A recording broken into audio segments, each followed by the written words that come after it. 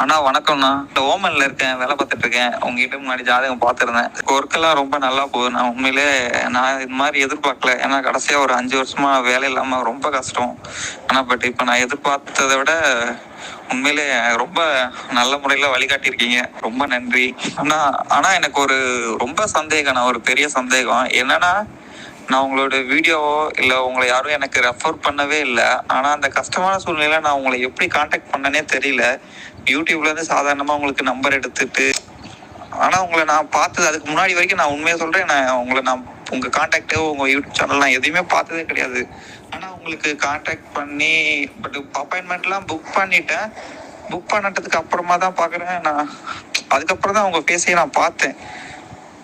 ஆனால் உண்மையிலே அது எனக்கு இன்னைக்கு வரைக்கும் நான் எப்படி அது கடவுளுடைய ஒரு அருளால தான் அது நடந்ததுன்னு நான் நினைக்கிறேன். உண்மையில அது அந்த ஒரு வாய்ப்பு